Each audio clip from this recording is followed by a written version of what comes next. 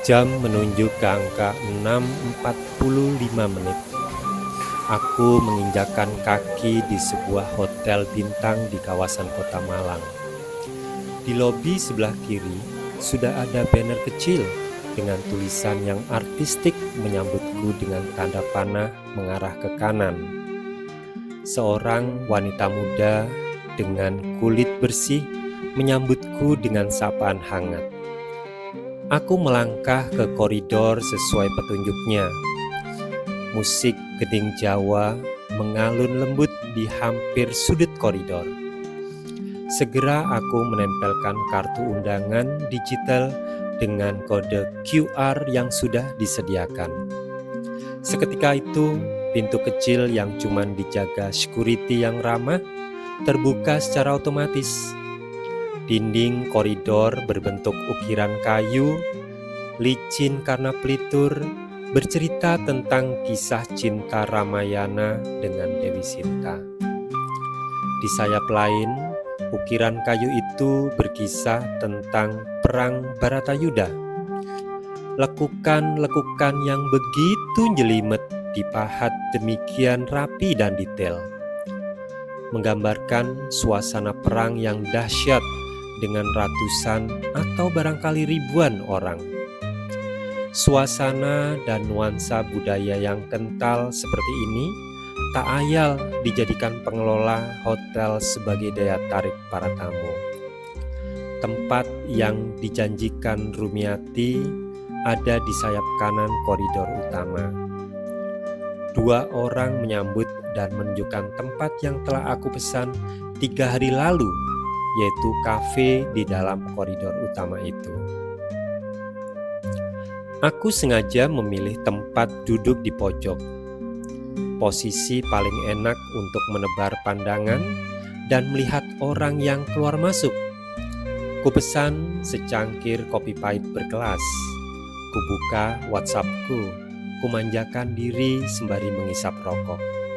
Sebenarnya aku gak suka merokok, tapi kali ini ingin kumanjakan diriku sesekali dengan tempat yang hampir tidak pernah aku kunjungi.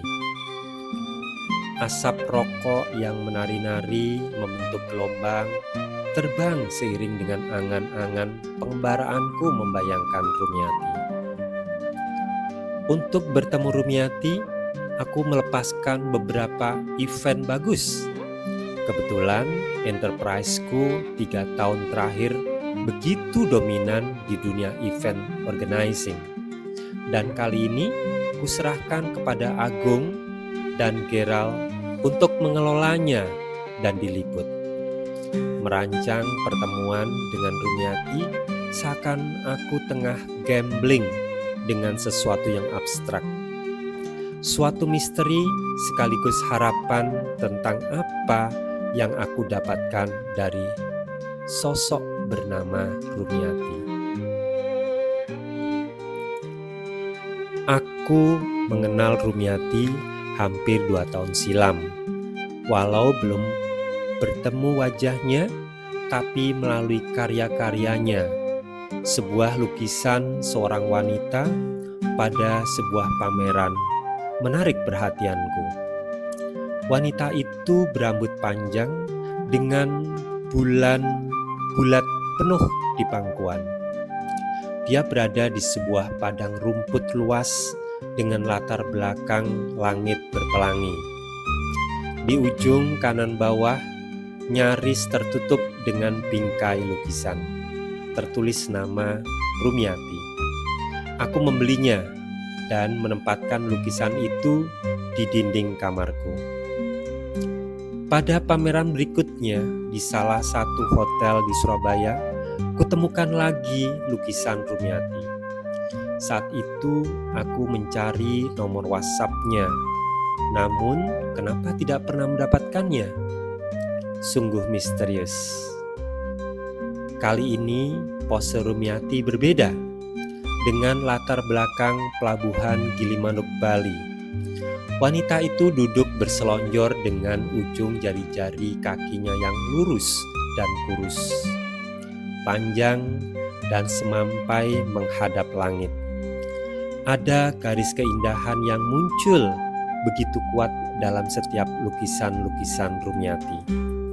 Barangkali dari tatap mata bulat, hitam, dan bening dari wanita itu, barangkali dari rambut panjangnya, barangkali dari lentik jari tangannya yang senantiasa dalam keadaan merengkuh sesuatu. Adakah dia berusaha merengkuh harapan-harapan? Kujumpai lagi lukisan-lukisan itu pada pameran-pameran berikutnya. Sang tokoh lukisan selalu seorang wanita. Di padang rumput dengan langit berpelangi dan bulan di pangkuan. Belakangan aku mulai penasaran. Rasa penasaran yang semakin hari semakin kuat menghentak mengisi rongga dada.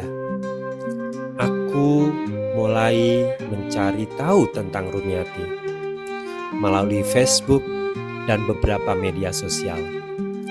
Namun aku belum mendapatkan jawaban. Itulah yang mendorongku ingin selalu datang untuk melihat lukisan Rumiati di berbagai pameran di Jawa ini. Beberapa kali aku menghubungi panitia yang pernah menyelenggarakan pameran lukisan, dan dari mereka aku hanya mendapatkan data pendaftar pameran tertulis Rumiati. Tidak lebih. Mereka hanya mengatakan si pelukis tidak menginginkan mencantumkan alamat lengkap termasuk nomor WhatsApp-nya. Bagiku ini lucu. Misteri itu barangkali sengaja dihadirkan Rumiati. Adakah sesuatu hal yang menyebabkan dirinya seperti berada di balik tembok tinggi, tempatnya tersembunyi dalam kurun waktu entah berapa lama?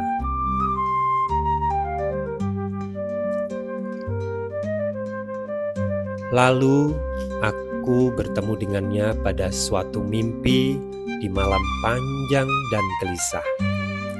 Lukisan Rumiati yang terpampang di dinding kamarku ada 4 buah dan seakan menjadi hidup. Wanita itu aku menamakannya Rumiati, sesuai dengan nama pelukisnya. Bergerak perlahan menghampiriku, kaki semampainya meniti ujung ranjang tidurku. Tangan lentiknya terangkat di atas kepala, seperti menyangga langit, membentuk gerakan memutar, layaknya seorang balerina dia menari. Tubuhnya meliuk, berputar, menghentak. Rambut panjangnya tergerai tanpa jepit atau pengikat rambut. Ikut bergerak mengikuti liukan dan hentakan tubuhnya. Dia tampak lebih indah dan cantik dari lukisan itu. Kami berbicara, bercakap layaknya teman lama. Pada saat itu, tak kutemukan satu titik kesedihan di hampir setiap wujud wajah Rumiati. Lalu mengapa di lukisan itu tersirat wajah muram yang samar? Dia seperti memendam sesuatu. Atau barangkali aku terlalu jauh dan keliru menafsirkannya. Lalu malam berganti pagi dan Rumiati pamit pergi. Sejak itu, seringkali aku berharap dia kembali muncul. Namun rupanya dia cukup pelit menampakkan diri. Dia lebih suka bersembunyi di suatu tempat, entah di mana. Pada saat harapanku mulai pudar, pada saat ujung kesabaran dalam penantian mulai sirna, dia muncul, menyapaku, lalu kami kembali bercengkerama. Bercerita tentang apa yang aku rasakan, tentang sebuah dunia tanpa batas, tentang sebuah hening, tentang sepi yang ramai. Lalu kukatakan, kita memiliki sifat yang sama, Rumiati. Kau bermain dengan pelangi dan bulan di belantara padang rumput yang luas. Sementara aku bermain dengan kamera dan tombol huruf di laptopku. Di belantara manusia yang asing satu sama lain. Dia hanya tersenyum dan pergi, meninggalkan percikan cahaya pagi yang silau dari balik gorden jendela kamar.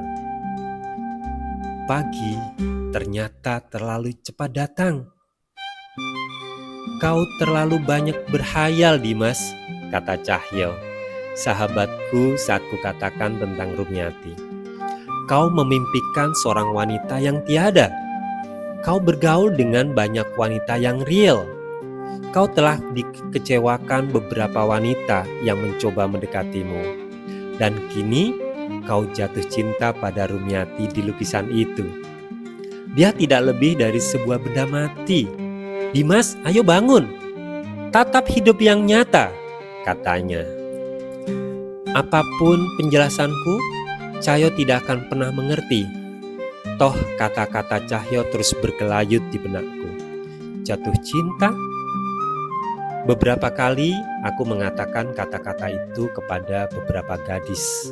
Dan beberapa kali pula aku mendapatkannya. Tapi seiring waktu, kata-kata itu seperti kehilangan makna. Selamat malam. Seseorang berpenampilan rapi, entah sudah berapa lama berdiri di depanku. Dia mengenakan blus longgar berkerah Shanghai berwarna merah muda yang dipadukan dengan celana panjang jeans bermerek. Cocok dengan postur tubuhnya yang semampai. Anda terlalu larut dengan lamunan. Ia mengambil tempat duduk di depanku, sorot matanya tajam. Aku tiba-tiba terjebak dengan harapan yang tanpa disadari kuhadirkan dalam angan-anganku tentang Rumiati. Inikah orang yang sekian lama telah mengisi rasa penasaranku? Jauh di alam sadarku ada pergolakan, ada pertentangan, ada keraguan. Akhirnya bermuara pada satu keputusan sikap yang muncul hanya dalam hitungan detik. Sejak kulihat sosok itu, berdiri, refleks aku berdiri, mengulurkan tangan dan menyambut uluran tanganku.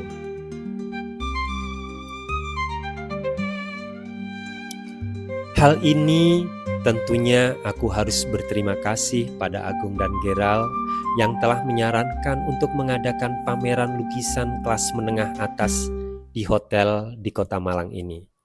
Dengan tujuan utamanya, Rumiati juga akan mendaftarkan diri untuk menjadi peserta pameran. Dan lebih jauh lagi bisa mengatur pertemuanku dengan Rumiati yang telah membuat gila aku dengan lukisan-lukisan wanitanya. Sudah lama menunggu, sapanya. Dalam remang cahaya lampu yang terpantul dari dinding kafe, aku menangkap senyum di ujung bibir. Teramat samar, nyaris tiada. Ia teramat anggun, bahkan untuk melepas senyuman. Tidak terasa untuk menunggu seorang seperti Anda, kataku. Permulaan yang hangat bisa menjadi awal dari sebuah percakapan yang menarik. Dan saat ini aku memerlukannya untuk menetralisasi suasana hati yang campur tak karuan. Sebelum kita bercakap lebih jauh, sebaiknya pesan sesuatu. Saya sudah memesan kopi, bahkan sudah mau habis. Barangkali saya perlu memesan 1 cangkir lagi. Kulambaikan tangan, seorang waiter menghampiri kami, menanyakan apa yang bisa dia bantu. Saya minta teh hangat tanpa gula. Terima kasih, katanya. Saya tambah 1 cangkir kopi lagi ya, kataku. Dia mengingatkanku pada salah seorang sepupu jauh ibuku yang keturunan keraton. Kami bertemu sesekali pada acara keluarga. Tiba-tiba ponselku berdering. Namun sengaja tidak aku angkat dan terlihat notifikasi WhatsApp. Selintas kubaca pesan dari Cahyo. Sudah bertemu wanita impian itu? Ah, masih sempat-sempatnya kirim WhatsApp. Padahal Cahyo teramat sibuk dengan launching produk barunya di live Shopee. Tapi memang aku menceritakan rencana pertemuanku di sini. Pertemuan yang terwujud dengan usaha yang tidak murah dan susah payah. Kualihkan pandanganku dari layar ponsel ke sosok di depanku. Garis-garis sisa kecantikan di masa lalu masih tampak lekat di wajahnya. Dalam beberapa saat kami bercakap tentang beberapa hal. Selama hampir 10 menit kami bertemu, aku menangkap kesan dia teramat menjaga sikap dan kata-katanya. Inilah kenyataan Dimas, batinku berteriak. Inilah pelukis itu, inilah Rumiati. Bukankah ini yang kau inginkan? Bertemu, bertatap muka, dan bercakap dengan pelukis wanita dengan rembulan di pangkuan? Apa yang akan kau lakukan sekarang? Banyak hal, jawab batinku yang lain.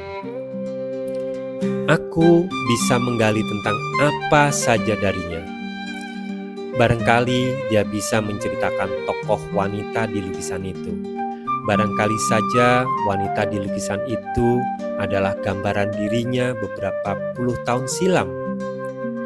Atau barangkali anaknya, atau barangkali wanita itu bukan siapa-siapa. Kau menyukai lukisan-lukisan itu? Pertanyaan cukup lugas dan tegas untuk seorang wanita seumurannya. Begini, aku menarik nafas panjang. Tidak tahu mau memulai dari mana. Betul, saya menyukai lukisan-lukisan itu, Sus. Panggil saja aku ibu, atau tante, atau mbak juga boleh. Anda lebih pantas menjadi anak sulung, keponakan atau adik bungsu saya, katanya. Barangkali dia hanya beberapa tahun lebih muda dari ibuku. Aku menarik nafas panjang, menepis rasa kikuk yang tiba-tiba muncul.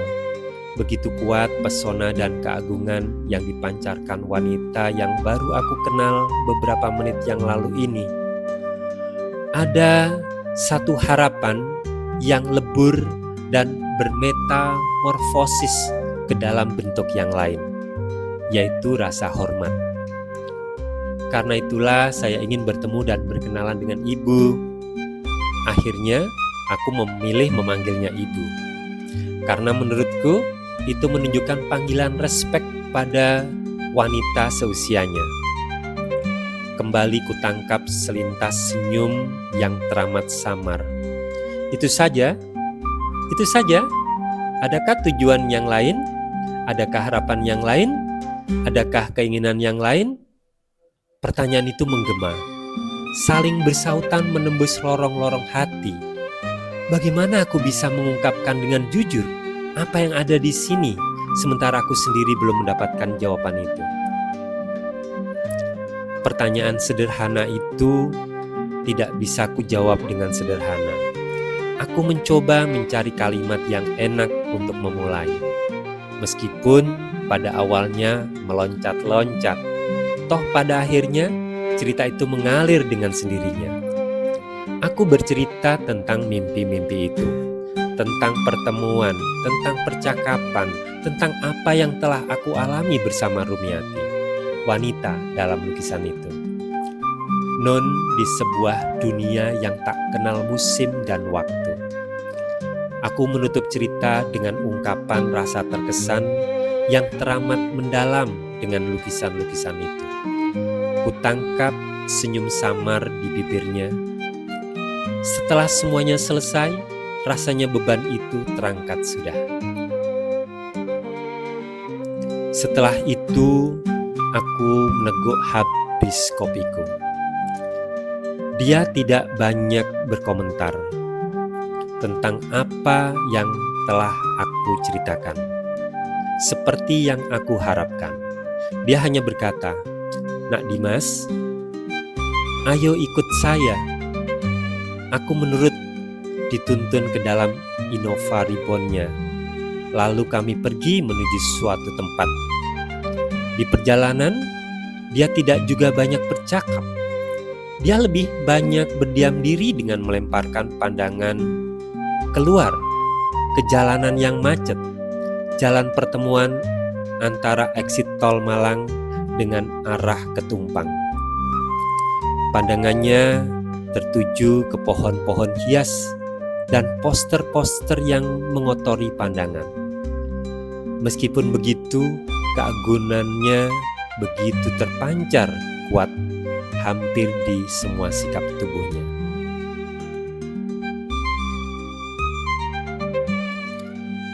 Kami sampai di sebuah rumah besar di kawasan Sawojajar. Rumah yang asri, teduh, dan rimbun dengan pepohonan. Taman yang luas dan terawat rapi dengan beberapa kolam dengan air jernih yang terus mengalir. Cahaya lampu di pinggir kolam memantulkan kilau cahaya yang menari-nari di atas riak permukaan kolam. Dari rumah utama, kami keluar melewati beberapa koridor dengan tiang-tiang kayu yang berukir dan lampu antik yang bersinar agak temaram di kiri kanannya. Tanaman hias seperti suplir, philodendron, dan begonia dengan daun-daunnya yang cantik berjejer rapi di sepanjang koridor. Terasa mempersilahkan siapa saja yang melewatinya. Lalu kami sampai di sebuah rumah dengan ukuran yang lebih kecil, agak jauh ke belakang rumah utama. Kami kembali melewati koridor yang nyaman dengan tanaman yang tertata rapi, hampir sama dengan koridor pertama yang kami lalui. Setelah melewati beberapa ruangan, perjalanan kami berhenti di sebuah ruangan. Dia membukakan pintu dan mempersilahkan aku masuk. Aku menyapu pandangan di sekeliling.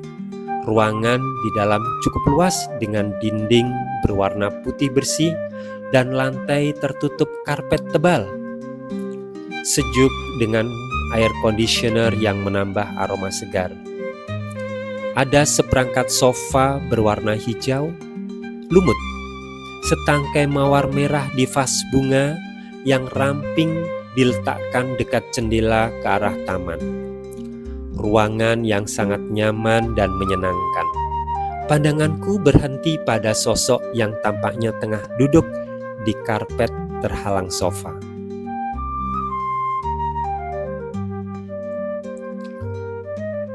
"Sayang, sini, ada seseorang yang ingin bertemu denganmu." Dalam hitungan detik, kami telah berhadapan dengan seorang wanita muda bertubuh semampai, berbaju putih, berambut panjang, terurai tanpa jepitan atau ikat rambut. Matanya hitam bulat dan bening. Di hadapannya terbentang sebuah kanvas dengan lukisan perempuan dengan rembulan di pangkuan, dengan langit berpelangi. Selintas pandanganku berhenti pada kedua pangkal bahu yang tertutup lengan baju panjang dan menjuntai lesu di kiri kanan badannya. Pandanganku kemudian turun ke atas cawan piring. Beberapa cat warna tampak agak berserakan, lalu ke jari-jari kakinya. Di sela ibu jari dan telunjuk kakinya yang lentik terjepit erat kuas yang siap disapukan ke atas kanvas.